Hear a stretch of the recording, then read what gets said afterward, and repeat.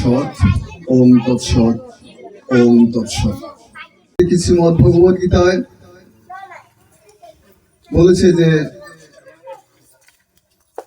যৎ যৎ কর্ম চ সর্বত্র গীতা পাঠ ও প্রকৃতিমত তৎ তৎ কর্ম চ নির্দোষ মুহূর্তা পুণ্যত্তম আপনুয়াত।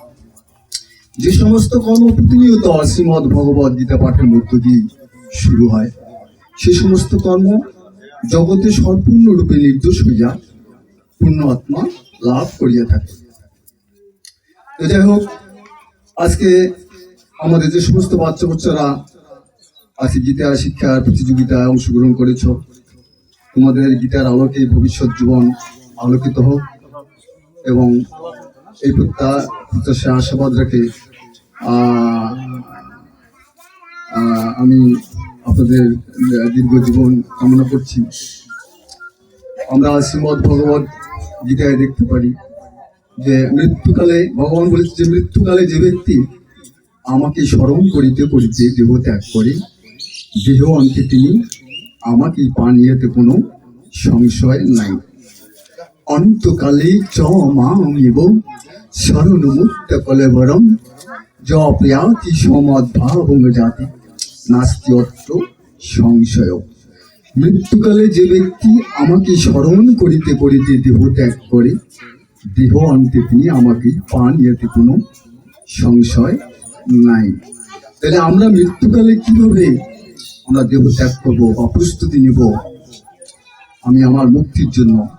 এর জন্য আমাকে সবাইকে প্রস্তুতি নিতে হবে। যদি আমরা এখন থেকেই সবাই সে মৃত্যুর চিন্তাটা যদি করি, এই জন্যই আমাদের এখন থেকেই অভ্যাস করতে হবে। এই পর্যায়ে আমাদের গার্জিয়ান মহল, যারা অভিভাবক বাবা মা যারা রয়েছেন, এ পর্যায়ে বাচ্চাদের প্রতি ধর্মীয় চেতনায় শ্রীমদ্ ভগবদ গীতার আলোকে সদ্গুরুর আশ্রয়ে যথাযথভাবে তাদেরকে শিক্ষা দেওয়া। তা না হলে ওই যে যেমন একটা কথা বলে যে বীজহীন শস্য যথা বপন করিলে তাহাতে শস্য নাহি ফলে, আর গুরু ভক্তিহীন জ্ঞান হরি ভক্তিহীন জ্ঞান পরিবারে বোঝা হয়ে দাঁড়ায়, ওই জ্ঞানে কিছুই নাহি মেলে। যাই হোক, আমাদের এই ধর্ম চেতনায় বাচ্চাদের প্রতি সকলেরই লক্ষ্য রাখানো উচিত। তাদের ভবিষ্যৎ জীবন যেন ধর্মীয় চেতনায় শ্রীমদ্ ভগবদ গীতার আলোকেই প্রস্ফুটিত হয়ে তাদের মানব জন্মকে ধন্য করে তুলতে পারে এবং তারা সেই ভগবত দৃষ্টিতেই বা ভগবান চেতনায় তাদের যেন জীবনকে উৎসর্গ করতে পারে, এইটুকু আমি আশাবাদ রাখছি। তার সঙ্গে আজকে যারা এই ভগবতী আলোচনা প্রতিযোগিতায় অংশগ্রহণ করেছেন, তাদের প্রতি সকলের